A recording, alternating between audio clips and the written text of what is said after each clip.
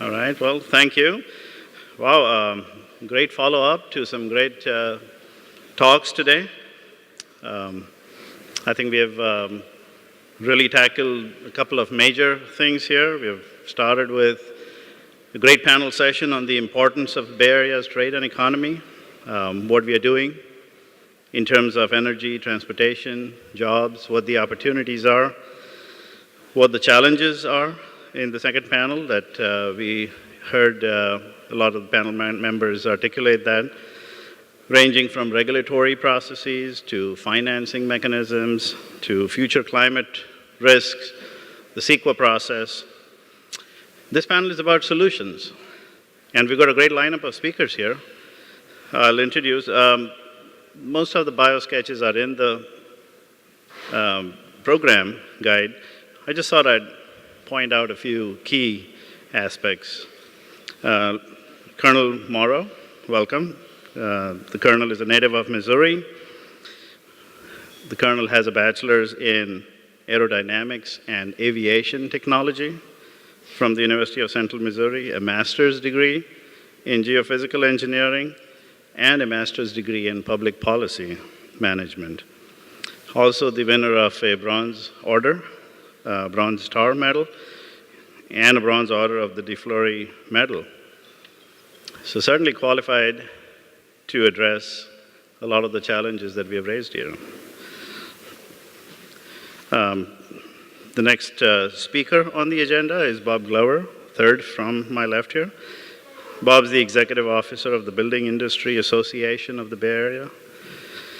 He's also serves as a director for the Pleasant Hill Parks and Recreation District, which serves both Pleasant Hill and Lafayette. Also serves as a board member of Home Aid, Northern California. And if that's not enough, also a board chair of the City of Martinez Planning Commission in the past. Peter, our Flying Dutchman, program manager for ARCADIS.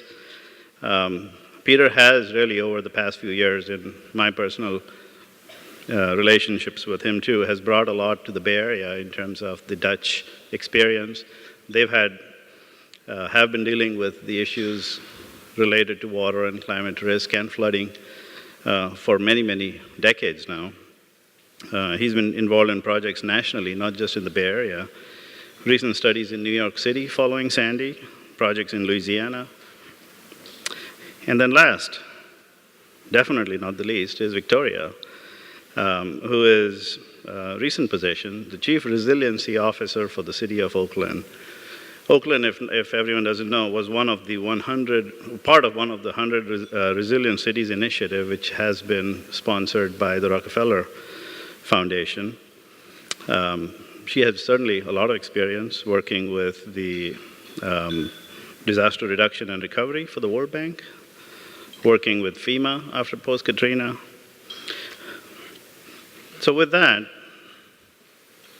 no further ado, I can invite the Colonel. Hey, good afternoon. This is truly an honor and a privilege to be up here. It's an honor and a privilege for me to command the San Francisco District of the Corps of Engineers. It's an honor and a privilege for me to just be an American. I mean, I have a lot of pride and passion in serving this nation, wearing this uniform. And a lot of times people say, hey, thank you for your service. They don't even know me. They just know I'm a soldier when I'm in uniform. Or sometimes in an airport, I have a short haircut most of the time. And they'll say, hey, thank you for your service. But this is why I have a lot of pride and passion in service of this great nation is, I tell people all the time, you don't have to wear a uniform to serve this nation. And I honestly mean it from the bottom of my heart about what I'm about to say. And it means a lot to me is each and every one of you serves this nation. And I really mean that because you make this Bay Area better. Regardless if you're a government agency, for-profit business, non-for-profit, it doesn't matter. You and your predecessors helped to make this Bay Area what it is today. And it truly is. I mean, the Bay Area is the envy of not only this great nation, but truly the entire world. I mean, it really is. I mean, the Bay Area is the envy of the world. And you and your successors will continue that momentum and that vitality of the Bay Area, both economically and environmentally. And I kind of have two hats because I have a civil works hat where we build stuff, we do dredging and all this other cool stuff. Then I have a regulatory hat, and the bulk of this, or the reason why I'm on this panel, is the regulatory side of it, which a lot of you probably know as far as the permitting process. But there's also another point I have to make. I'm a public servant, and I'm proud of it. As a soldier, you're like the ultimate public servant. But you also pay my salary since I'm a public servant. So, hey, I thank you for that too. So not only thank you for your service, but thank you for paying my salary. And my wife especially thanks you for that, since she spends most of my money. Well, I guess since she's my wife, it's actually her money, not my money. So, but it's a pleasure to be here.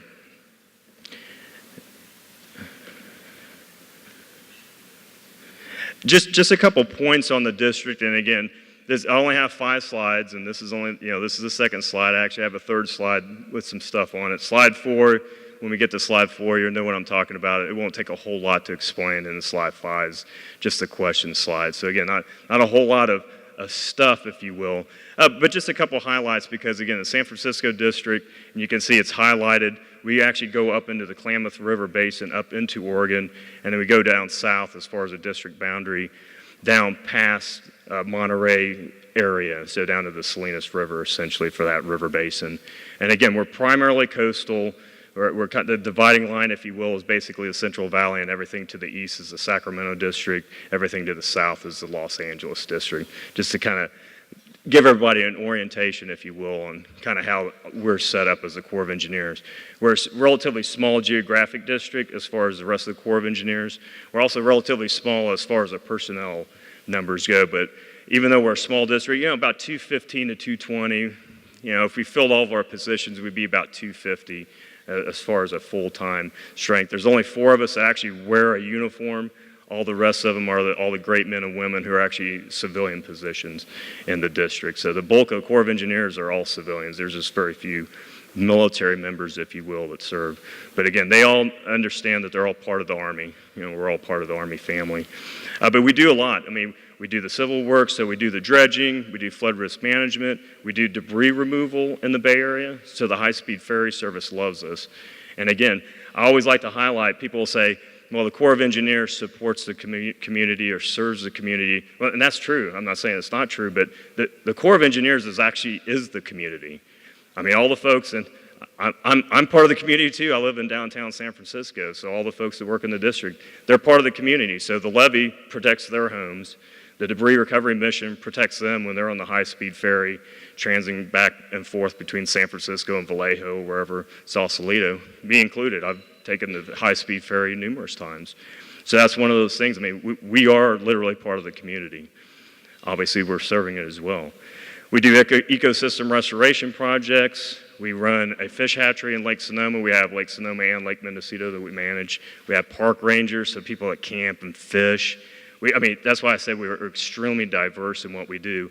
And then highlighted in red, of course, is what most of you will interface with the Corps of Engineers as far as the regulatory part of the Corps of Engineers. And I know I've heard it all. All these crazy regulations and rules, the NEPA process, and it is. It's very labor intensive. It's very complex. But I'll tell you, the regulatory team, and that's only a small percentage of the employees in the district, and that's Corps-wide. There's a very small percentage of folks in the Corps of Engineers that actually does the regulatory actions. So they do a lot of heavy lifting. I'm telling you, it's a thankless job. It's a thankless job because it's never fast enough, no matter how fast it is. We could cut the timelines in half right now, and it would still not be fast enough. It's just the way it is.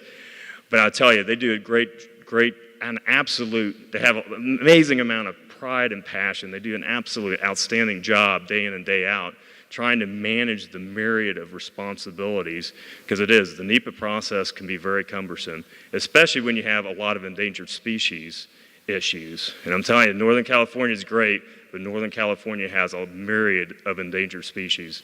There's a lot of federally listed species in the north, especially in the Northern California area. Those have to be taken into account in our steps and our processes, if you will, as we process these permits. So it's not an easy task at all. But it is. I mean, it's amazing the economic engine and the technological engine that's in the Bay Area. And I mean, that just permeates throughout the nation and literally throughout the world. It's just amazing. I mean, just love to be here. All right, some thoughts. And a lot of these are, question marks or comments. And really the intent is to get some of the intellectual energy flowing. So again, we've heard a lot about sea level rise. It's happening. We got to adjust, but because it's slow enough, it hasn't really shocked the public, if you will. Now the drought has. The drought's shocked the public. But both of those, sea level rise, for example, as we accommodate sea level rise, and not prevent sea level rise, you can't prevent it, but as we accommodate and try to adjust the sea level rise, again, those projects will have to have permits. The drought, especially with the water bond, I mean, we're talking about within the state expanding the water storage capacity of lakes. Well, those have to go through some type of environmental assessment. You're just not going to increase 2, 3, 4, 10-fold the storage capacity of a water reservoir, for example. It's going to affect the environment. Obviously, the no net loss of wetlands, and that's been in effect now for almost 25 years. That was signed into law in 1990, as far as no net loss of wetlands. That's not going to change anytime soon. There's no appetite, if you will, for that. Again, the NEPA process, it can be very complex. Again, not using it as a crutch or an excuse, but I'm telling you, when I came on board, I've been on board now since the end of June, so it's hard to believe I've almost been here a year. My gosh, how time flies. But one of those things is the regulatory team, I've kind of sat down with them and said, hey, show me the process. And we have a standard operating procedure at the division level, our higher headquarters, that actually lays out that process. And hey, it's simple if you don't have a lot of endangered species issues, but like I said before, it's literally everywhere you step, at least a lot for our projects, everywhere you step, there's an endangered species issue, and that just exponentially changes the amount of time that has to go through that process for that permit process. There's always words, and I always love the definition of words, and again, there's always the Webster's definition of a word, and then there's how people interpret that word meaning or the definition. And it's like, what is practicable?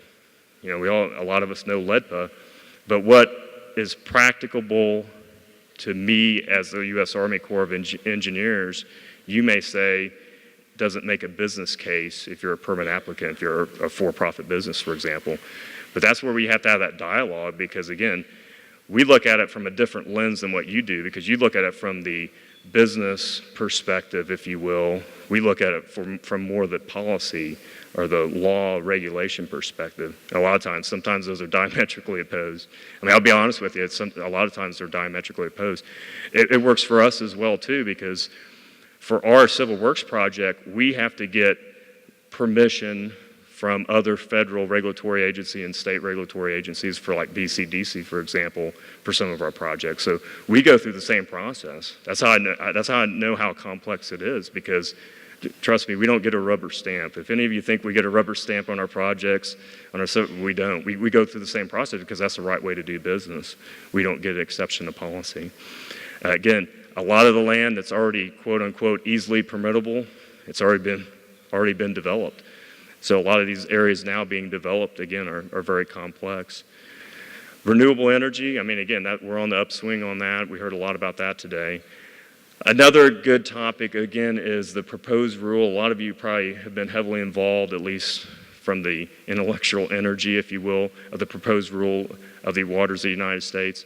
Again, it's just simple math. If you expand certain jurisdictions and you expand the amount of permits that have to be submitted, you either expand the amount of staff processing those permits or the timeline most likely is going to expand. I mean, it's kind of like business 101 or production 101. Again, but that's the stuff we have to really take a long, hard look at and have a good dialogue about. We already heard earlier about the WIRDA 2014. So again, we're still waiting for a lot of implementation guidance for that. As that shuffles out, again, there's always unintended consequences from policy actions. So again, it wasn't the great panacea. It hasn't solved everything, but it's a great start. It was great that it was passed. And it's giving a lot of impetus to take a lot of initiatives and do a lot of great things. But a lot of the details have to be fleshed out, if you will.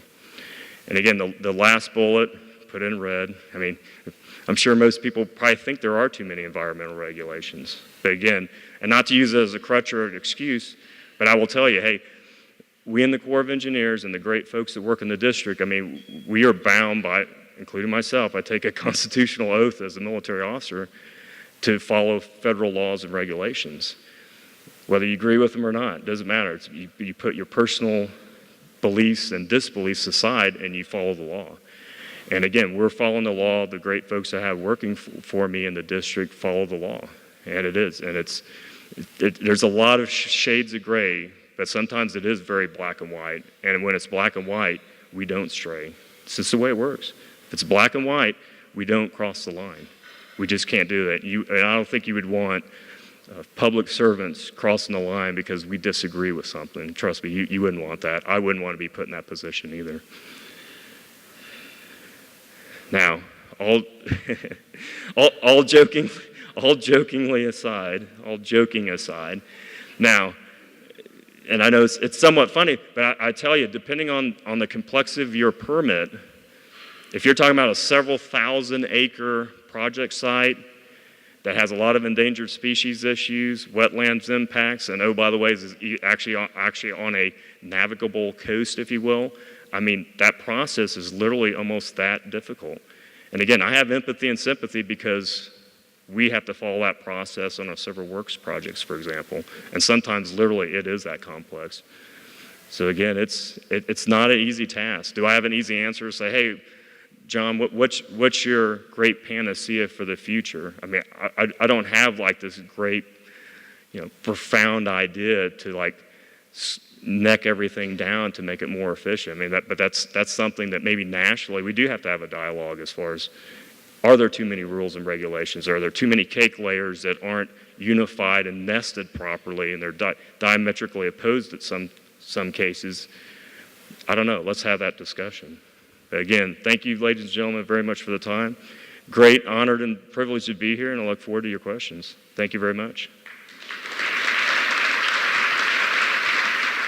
Good afternoon, everyone, and thanks to John Coleman and the rest of the crew at the Bay Planning Coalition for providing me the opportunity to speak to you today. And as Dilip was introducing me as the Flying Dutchman, I was reminded of the fact that, going through my slides, that I actually didn't include anything from the Netherlands, and I've been here in the Bay Area for about 6 years, so I think I'm really starting to adapt to the local lifestyle here.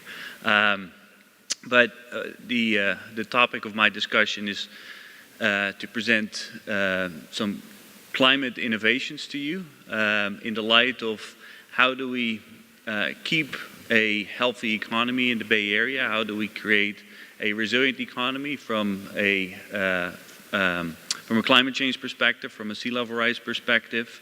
And I'm going to zoom in specifically on how we do that for critical infrastructure, of which there's a lot in the Bay Area, and how we can use some examples from other places in the country and apply those to what is happening here today.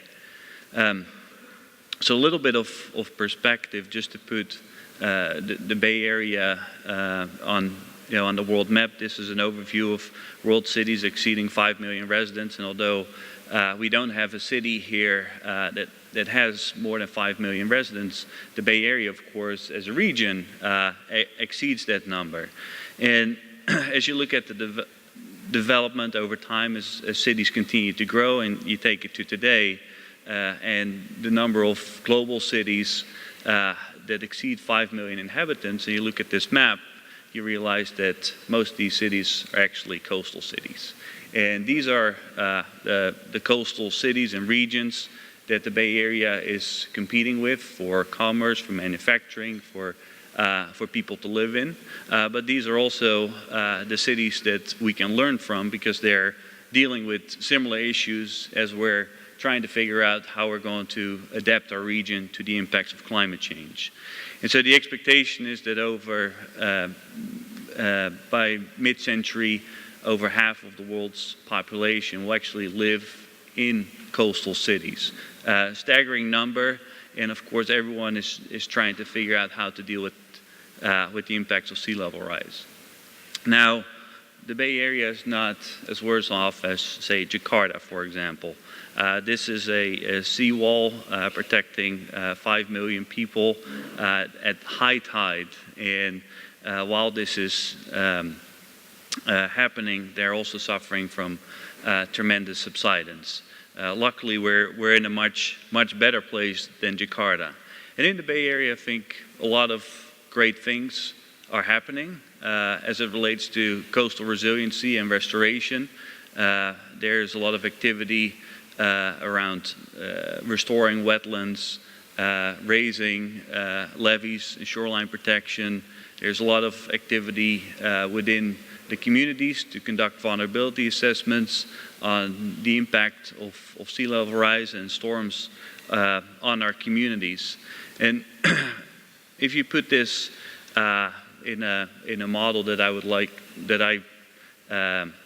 like to use of multiple lines of defense or multiple lines of protection for coastal communities. Typically in most coastal regions you see multiple lines wherein cities are protected by an outer layer, a middle layer, and an inner layer. And the outer layer is really, large barriers or offshore structures that prevent storm surge from coming into the estuary. Now here in the Bay Area, I'm not going to advocate for a major barrier across the Golden Gate, so I don't think that is a very applicable layer for this geography. The middle layer is the shoreline, creating resilient shorelines, levees, wetlands, multifunctional dikes, as we see them a lot here in San Francisco Bay. And then the last layer is the inner layer, which deals with the internal urban water management of a city, of a community, and it deals with protection of critical infrastructure. And on the topic of critical infrastructure, I'm going to share some examples from New York, because while we haven't experienced a major flood anytime recently, the next big storm could hit tomorrow, and we need to be prepared for when that happens. And what happened after or during Hurricane Sandy is that while New York knew how vulnerable they were to flooding, they were hit tremendously hard on the critical infrastructure side. And I have 3 examples I'd like to share. One of them is, for example, Verizon, big data center in downtown Manhattan, close to the World Trade Center. Most of their servers were below ground in their basement, up to 60 feet down. Sandy came, inundated the streets, a basement was inundated. They lost this critical East Coast communications hub and weren't able to provide service to about 4 million customers for 2 weeks. Tremendous loss in revenues and tremendous loss in long-term business.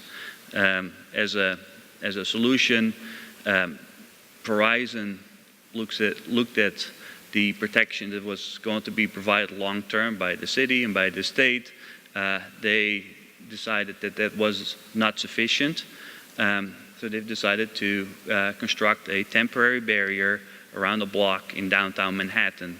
This is a barrier that can be put up when they know a storm is approaching the coast, and this will put them out of business while the storm is happening, but as the water recedes, they're immediately back into business. And so this is creating resiliency, and this is a business saying it's not tolerable to have our facilities flooded and to sustain that level of damage. Another piece of critical infrastructure were the hospitals. These are 4 hospitals in the New York region that were inundated during Sandy. Of course, there's a need for emergency services. People get injured. Emergency crews need to get out there. That wasn't possible. For these 4 hospitals, these are all now getting an additional level of protection to protect them against a 500-year storm, so that when a disaster strikes, they remain in operation, and this contributes to the overall resiliency of this geography. Also, if you look at the cost, FEMA provided $1.7 billion to these 4 hospitals to recover from Sandy and to build the protection that was needed. And so these are just four buildings in the New York region that we're trying to recover. So you can see, what damage can be caused. And this is not by 10 feet of storm surge. This was about 2 feet of water. So not an unlikely scenario for the Bay Area. And then the last one, I think that we're all too familiar with here in the Bay Area, is the vulnerability of wastewater treatment plants. This is Bay Park plant on Long Island. Saw 3 feet of inundation. What it did is that while all the pumps in this treatment plant are used to moving water, they're not used to having water around them. The plant was out of operation for 4 weeks. Raw sewage spilled into the ocean there for 4 weeks. Took another 4 weeks once it was in operation again for the biology of the plant to reestablish itself, and caused major environmental and economic damage. And to get this plant back up and running, it cost them $800 million. And again, this is FEMA funding, and the flood proofing has been put in place now, or is being constructed. But these are all examples where critical infrastructure could have been protected with fairly limited investment up front to provide a huge return, and particularly this critical infrastructure plays a vital role during and after disasters for an economy to bounce back quickly and keep business going as usual. So with that, while there was a lot of talk about the drought today, don't forget about the risk of flooding, because a 100-year storm can happen tomorrow, and we need to be prepared for it. Thank you. I originally was going to get up here and talk about why A's fans are so much better than Giants fans, but I thought controversial, so instead I'm going to talk about housing. I want to start off by discussing the recently released report from the California Legislative Analyst's Office. It's titled California's High Housing Costs, Causes and Consequences. Now, it's important to note that the Legislative Analyst's Office main objective is to provide fiscal and policy advice to the legislature and ensure that the legislature is implementing legislative policy in a cost-efficient and effective manner. For the sake of us in the Bay Area and the statewide business community, for that matter, let's hope the legislature and the local and regional government officials are listening. Now, I'm not going to go through the entire report. It's been the subject of many news stories and articles throughout the last couple weeks. It's on the LAO website. If you have trouble accessing it, please shoot me an email, give me a call. I'll be happy to provide you with a copy. I do want to touch a few highlights of the report. One of the highlights says that California's home prices and rents are higher than just about anywhere else. I mean, tell us something we don't already know, right? Between 1970 and 1980, home prices in California went from 30% above the U.S. average to more than 80% higher. Today, the average home in California costs 2.5 times the national average. Rents are 50% higher than anywhere else in the country, and the gap is wider here in the coastal communities where homes are 3 to 4 times more expensive than the rest of the country. Next point it says is that building less housing than people demand drives housing costs. I mean, I took Economics 101 back at Diablo Valley Junior College, but I think a lot of it still remains the same. That not enough housing exists in the major coastal communities to accommodate the need. A shortage of housing means that households that try to live here compete for housing, a limited supply of housing. This competition bids up home prices. And when people can't find affordable housing here, they go look inland, and it drives up the cost of housing there as well. The next point it makes is that high housing costs are problematic for households and the state's economy. Many households here make serious trade-offs for living in California. Households with lower incomes spend much more of their income on housing, and high home prices push ownership out of reach for many. Faced with expensive options, workers commute further each day because of lack of housing near job centers. The next point it makes is that anti-housing advocates, that CEQA, local government, financial structure are some of the reasons for this housing shortage. Now, one of the things I think we all know is that residents don't want housing, and they can use the community's land use authority to slow or stop housing or require housing at lower densities. We always say that our biggest opponents are the people that our builders just sold homes to or just rented units to. I had the opportunity to speak to a community group the other day, and one of the individuals questioned whether or not we actually needed enough housing. And when asked, how do you plan on dealing with people that are having kids and next generations? And his response was, well, we spay and neuter our cats and dogs. And as obnoxious and crazy as that is, you're seeing attitudes like that more and more throughout the region. Many people just want to pull up the drawbridge and say no more. Additionally, the local governments and finance structure typically give cities greater incentives to approve non-residential development. Another point it makes is that development fees levied on California builders are substantially higher than anywhere else in the nation. I can tell you that is absolutely the case. Fees in California are 4 times greater than anywhere else in the country. In the Bay Area, they're even more than that. I'm going to call out Dublin. I'm sorry if there's anybody from Dublin here, but Dublin's fees to just pull a building permit are in excess of $125,000. That's not different than many of the jurisdictions throughout the region. The last point it makes, and this is probably the one takeaway I'd like to leave you all with, is that California needs to build an additional 100,000 homes per year. Now, I didn't write this report. Keep in mind this is a legislative analyst report. It says on top of the 100 to 140,000 homes that we produce in California each year, the state should have to build as many as 100,000 additional units annually, almost exclusively, mind you, in the coastal communities, so where we are right now, in order to mitigate the problems with housing affordability. So what do we do with that? Well, MTC and ABAG, 2 regional agencies, have recently started the process of putting together our Plan Bay Area 2.0. Now, the original Plan Bay Area, which was adopted a couple of years ago, is our regional sustainable community strategy, or, quote, our state-mandated long-range transportation, land use, and housing plan that will support growing economy, provide more housing and transportation choices, and reduce transportation-related pollution in the 9-county San Francisco Bay Area.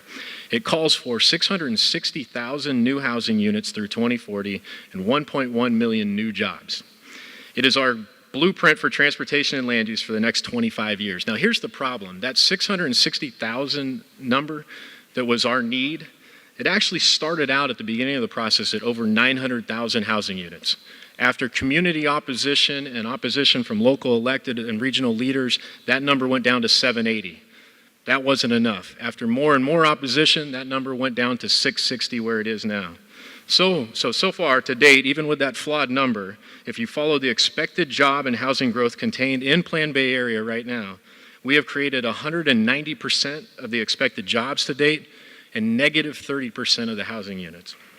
Now, rather than coming up with ways to fix that failing number and listen to the points outlined in the LAO report, we're now seeing that many regional leaders are pushing a purported regional crisis on land permanently zoned and restricted to industrial uses. This issue has been the subject of a flurry of preliminary reports by regional agencies, and without exception, the effort thus far have simply assumed there is an industrial land shortage, a notion that BIA and others aggressively push back on.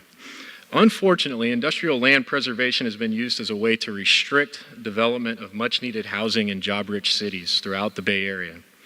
Too often, and now even more often, the only proposed policy to promote manufacturing jobs is to adopt industrial preservation zoning and prohibit land conversions to housing.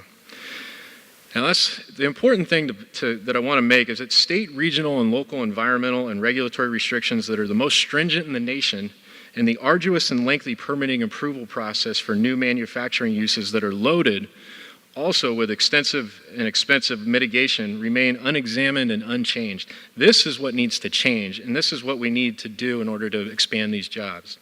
I think it's an important discussion to have and to make sure that legitimate policy concerns about goods movement, land use conflicts, improvements to the transportation system, and the needs of industrial land users are effectively addressed, and an industrial preservation zoning does not become the latest tool to block regions' ability to deal with the housing crisis. Now, I want to end with a note on something I hear from many advocates from the equity and environmental lobby. They constantly point to Portland as the way to do land use the, quote, right way. To that I say, bring it on, let's do it. But let's do it all. Let's require that every city zone for a 20-year supply of land for housing. Let's enact a state law prohibiting the costly burden of inclusionary zoning. Let's not allow referendum of individual project approvals. Let's require that urban growth boundaries be updated every 5 years to make sure that a 20-year supply of land is maintained. And last but definitely not least, let's drop impact fees in the Bay Area by 80%. If we really care about housing the current and future residents of the Bay Area, if we really care about the economic success of our state and our region, if we really care about the next and future generations of Bay Area residents, then the time for rhetoric, name-calling, and finger-pointing is over. The LARO report calls for reducing barriers to new housing construction and doubling our housing production on an annual basis. Let's get it done. So with that, I appreciate the opportunity to be here today, and I look forward to questions and answers. Again, I'm Victoria Salinas. I am the new Chief Resilience Officer for the City of Oakland. And just out of curiosity, how many of you live or work on Oakland-related issues, live in Oakland or work on Oakland-related issues? Okay, excellent. So there's 3 things I wanted to cover today. What is urban resilience and why does it matter? What is this 100 Resilient Cities initiative that you heard mentioned earlier? And what are we doing in Oakland and how can you contribute? Prior to today, how many of you had heard of the title even Chief Resilience Officer? About 10 people in the room. That's not a surprise. It's a new position in city government that the Rockefeller Foundation has been spearheading, largely because of this growing recognition, and I think today's conference is further evidence of that we have these interconnected problems. Whether it's the sea level rise issue and the flooding or the drought or the housing, none of these things can be solved singularly. Nothing can be solved just by doing it through one disciplinary approach, one sector, or one group of people. And with that growing realization that urban centers like the Bay Area, like so many big cities, mega cities around the world, that these changes are happening more and more rapidly, and we need new solutions, new approaches for dealing with them.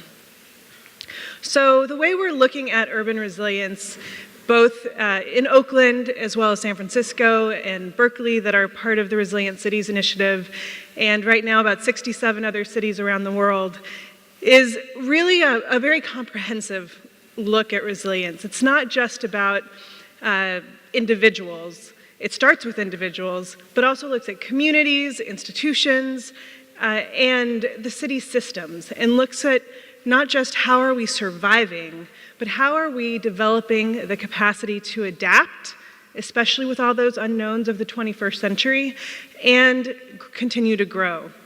Amidst both the shocks like the earthquakes and the natural hazards, and those chronic stresses that we deal with every single day, like the affordable housing issues that were just mentioned. So when we're looking at resilience in Oakland, our starting point is really broad. Let's look at all those different shocks and stresses at the outset, and really understand how is our community affected by this, whether it's the shocks.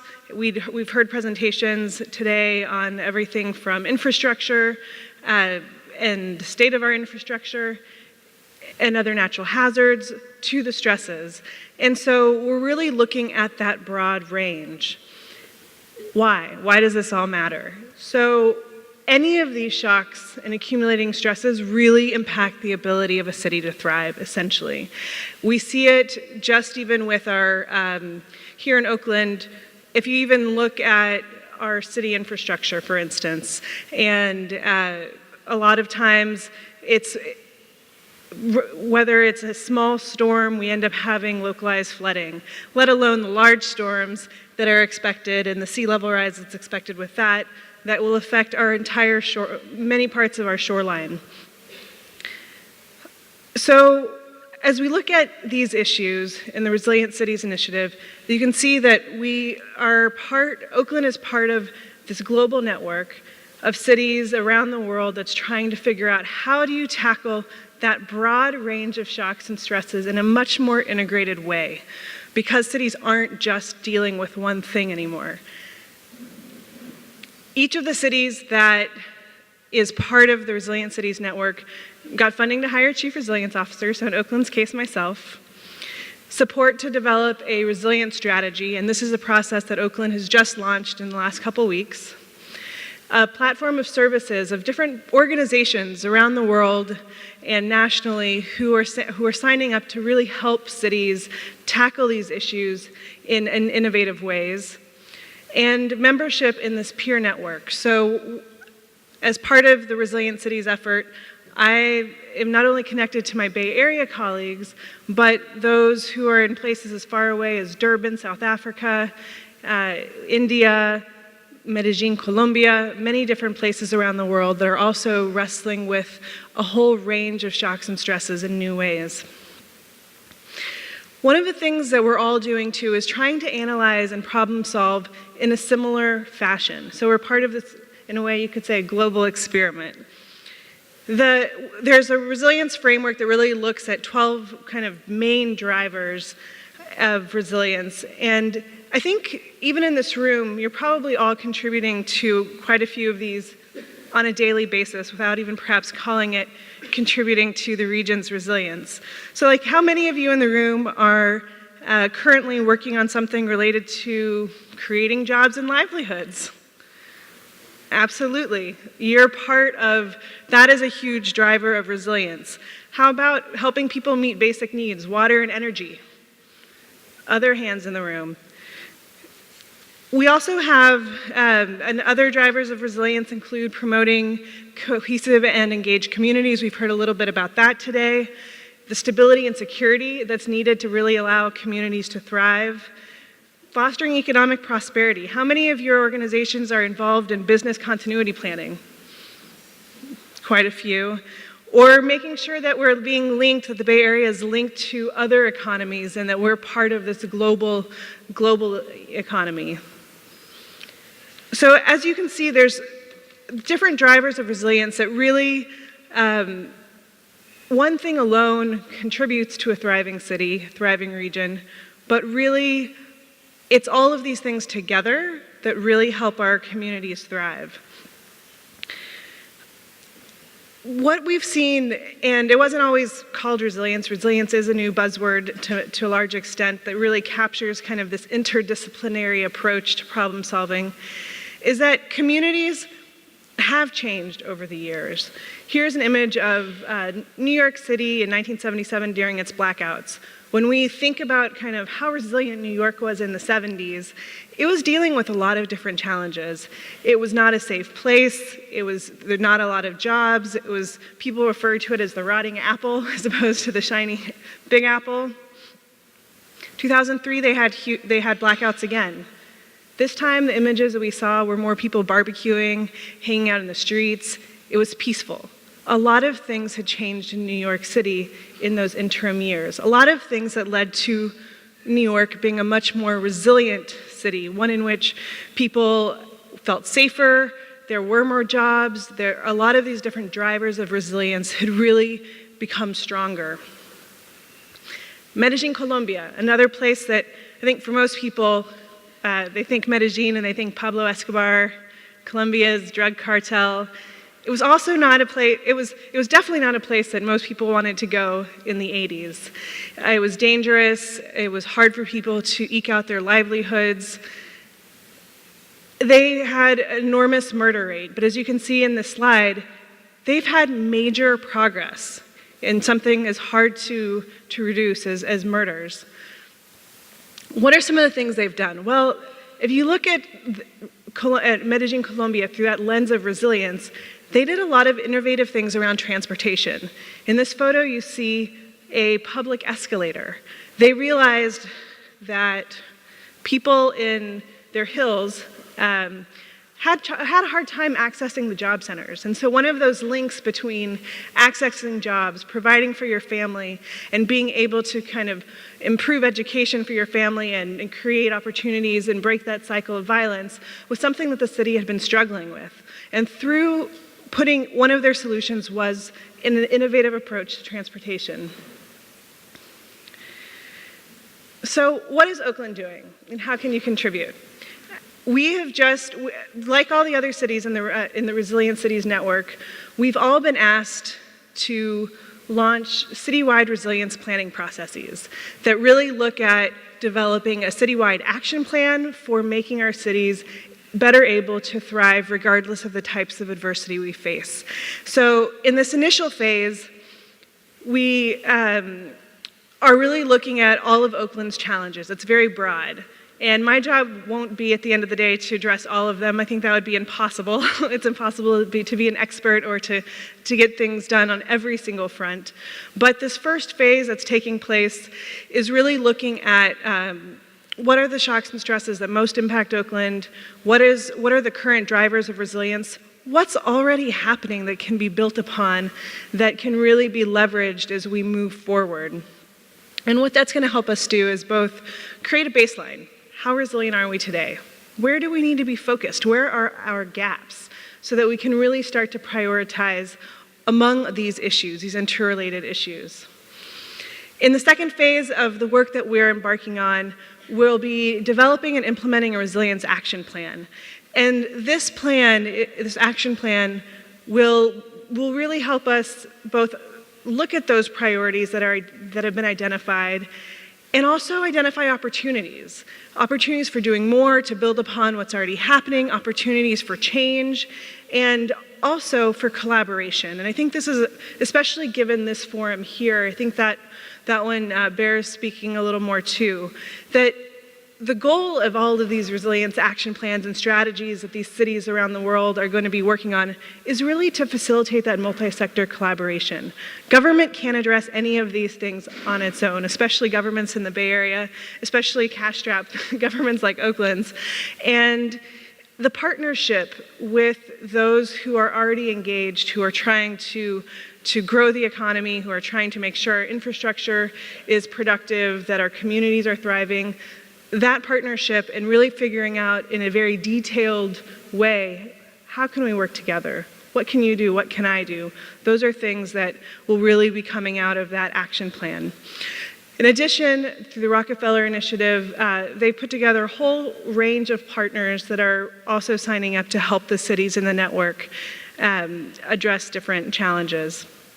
So now through August, if you want to get engaged, we currently have a survey that's live that's aimed at really getting organizations and people to share what are you doing when it relates to resilience, whether it's on the infrastructure side, the housing side, so that we can really start to build off of what each other is doing rather than reinventing wheels.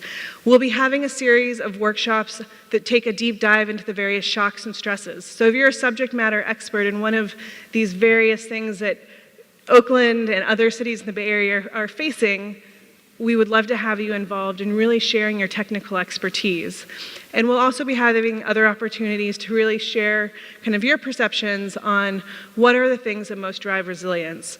September onwards, we'll be working on the Resilience Action Plan. And that's where rolling up our sleeves together and really seeing how our institutions and organizations can partner effectively in the day-to-day will be critical. There'll also be a regional resilience strategy that's developed, not just with that microcosm of Oakland, Berkeley, San Francisco, but with the entire Bay Area, given that we're so interconnected. So in short, I wanted to just share today a little bit of some of the things cities are doing in your own backyard to tackle these issues we've heard about today in a very comprehensive way, in a way that will hopefully make sure that we're all able to adapt and thrive regardless of what this 21st century has in store for us. So thank you. Let's say a report has been issued that, about 100,000 new homes are needed in California. Real. And all the, low-hanging fruit in terms of available land for housing has been, developed. And then here comes along perhaps some Navy bases or some closed, areas that are going to be turned over to cities. The case in point here could be Mare Island, it could be Treasure Island, Alameda, Hamilton, a host of such lands.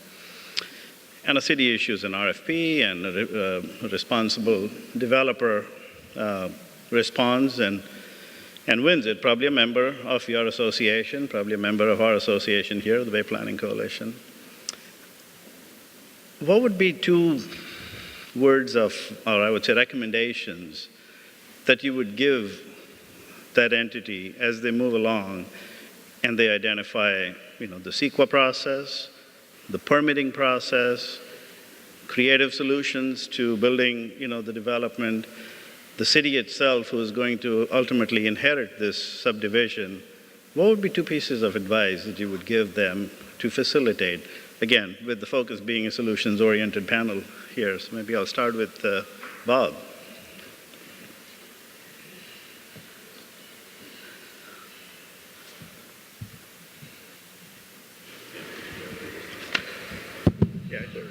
All right, we're live.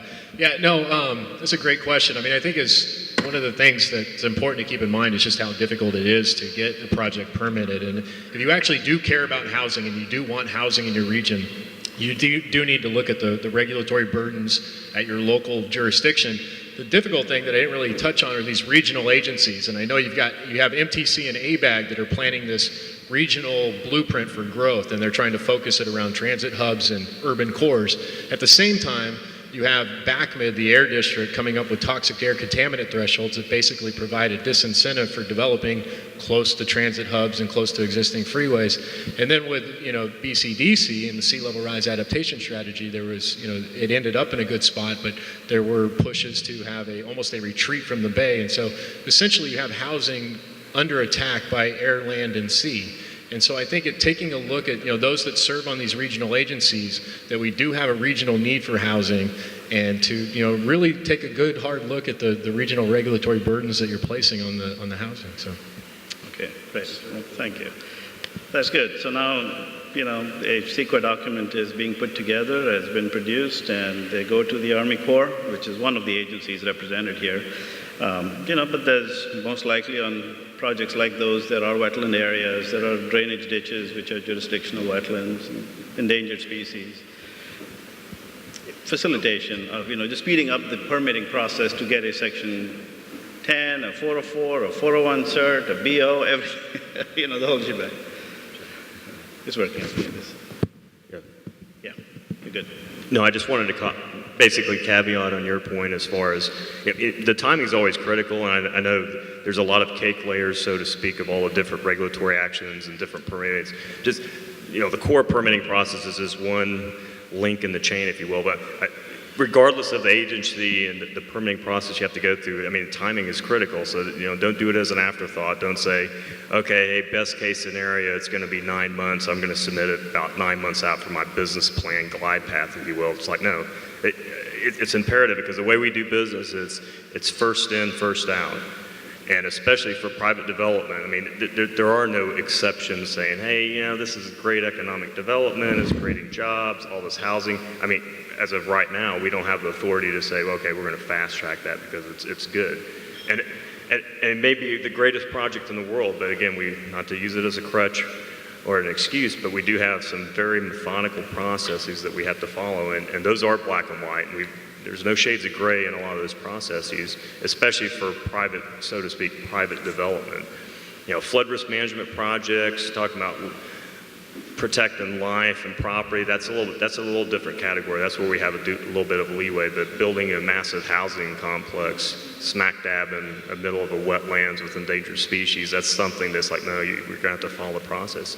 So all I can say is that as soon as you want to even contemplate doing a project, package it together and submit the permit as soon as possible. I mean, that's the key.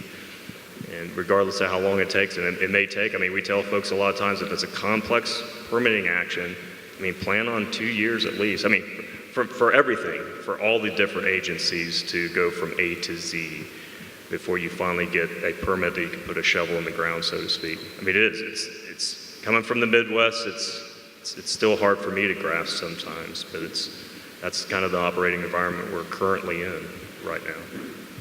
Thank you, Colonel. I think that's simple but yet very deep. It's start early. Understand the regional policies and the game, the the deal that we have been dealt and then start early. Peter? Well, I think the places that you mentioned are all low-lying, and it's a fact that people want to live close to the water. We're not going to change it. So when accommodating that, look at ways of how to create a community that is resilient and that is able to accommodate change, that is able to deal with different stressors. And, as innovative California as a state and this region is, I think we, can come up with concepts that actually allow our people to maybe live in more vulnerable places, but provide them with the resiliency, with proper planning that still allows us to enjoy the great benefits that this area offers us and that we're all enjoying currently. So I think it requires a change of thinking to meet the goals that were stated earlier in terms of to provide housing to everyone that wants to live in this state. Great. And actually, just to build off that, when I think about just the complexity of what you guys are describing in terms of permitting and different agencies and all of that, and I think about Oakland, it seems to me, and one of the things I actually really like about the concept of resilience, the way it's being developed, is that it allows us to really hone in on specific geographic areas and look at all of these issues at the same time together. So it's not this linear process of, okay, now we're going to deal with air quality, now we're going to deal with flooding, now we're going to deal with something else, but really taking this place-based, geographic-focused area to saying, what's needed here for the long term? And that's, I think, another challenge that we always encounter locally is, I'm new to Oakland, and it seems, and I'm sure other cities are like this too, the specific plans that get developed have like a 20-year planning horizon. But then when we look at the sea level rise projections, it's a different planning horizon. So the infrastructure, the life of the built environment doesn't quite equate with the life of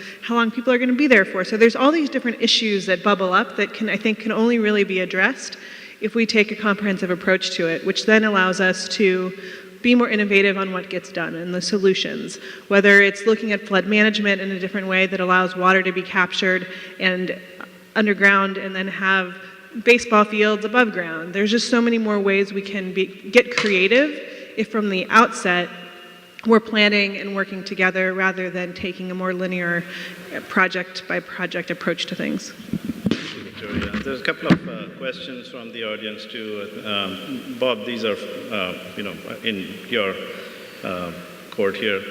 Are you aware of any effective strategies to change hearts and minds of people to support new housing on a local level? And another question, it's pretty along the same track.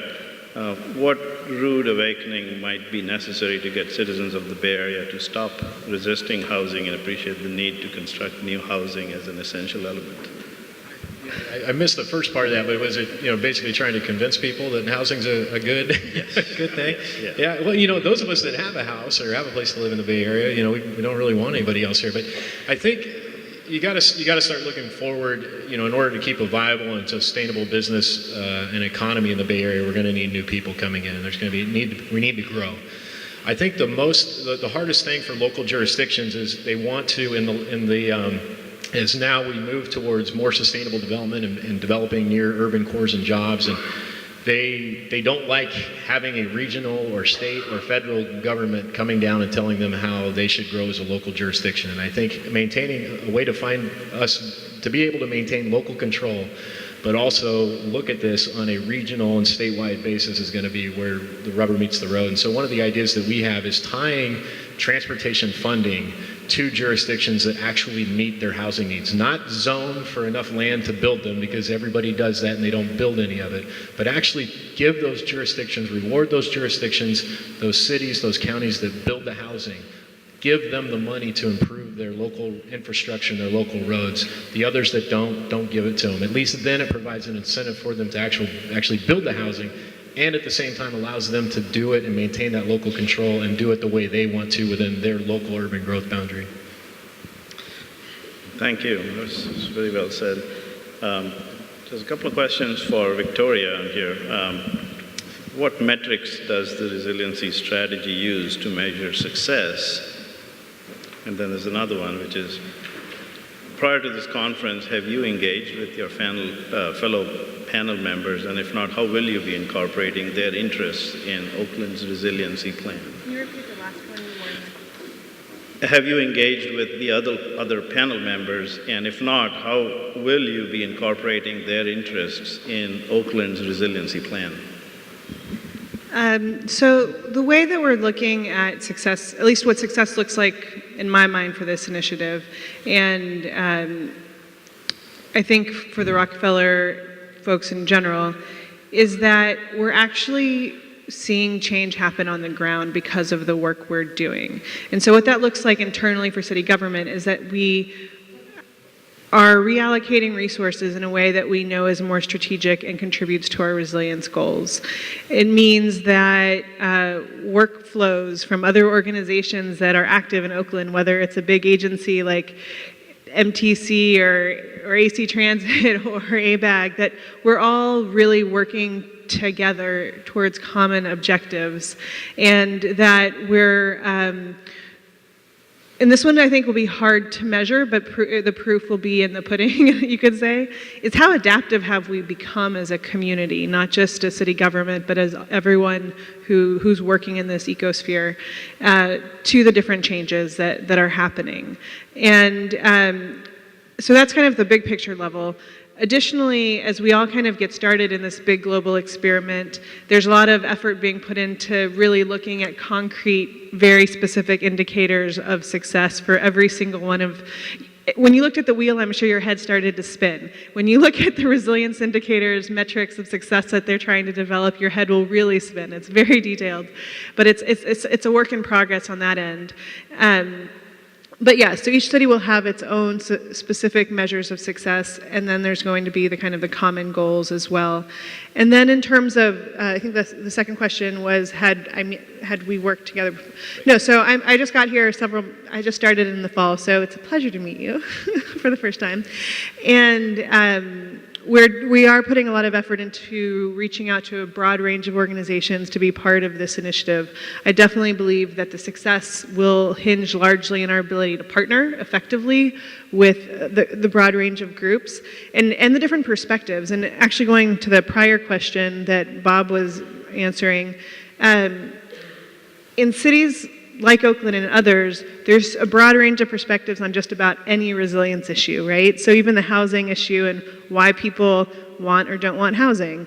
Making sure all those voices are at the table and we're trying to really figure out what's really at the root of these issues, how can we move forward together, is part of something that we'll only figure out and then achieve by working hand in glove.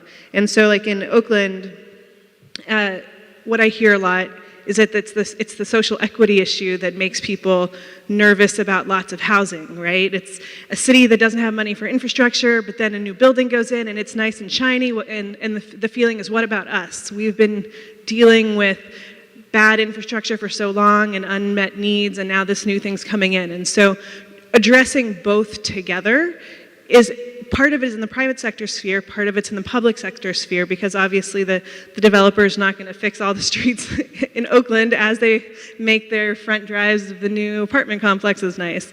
So there's these really coupled issues that working together, I think, is the only way that we're going to get it done. Thank you. There was a very last question, and I'll try to simplify it. What's your thoughts about floating communities? You know, the question is, how about docking a large cruise ship which can house 2,500 people and solve some of the housing issues?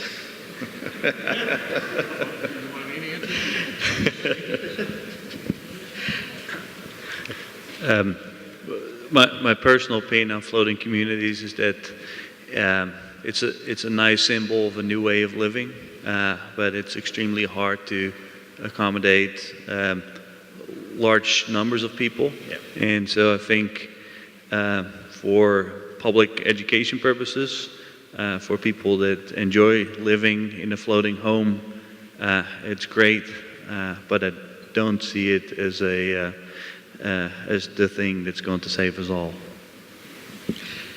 Yeah, I just add, I mean, we let the market dictate kind of what we do. And, a lot of that, it's that managing that carrot and the stick. The unfortunate thing right now I think we're seeing is that other than millennials, nobody really wants to live in high density housing. They still want to live in that single family detached out in the burbs. The reality is we can't continue to grow that way. And so, looking at options like this, on the water, I don't know if people want to do that, we'll, find a way to do it. But then also working with the regional agencies, the local governments to make sure that we plan and build sustainably.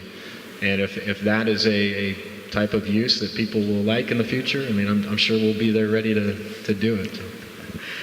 Thank you. I think we're right on time there. Are there any? That's it? Yeah. So a round of applause for not just this panel, but all the speakers today. I think we've had some fantastic.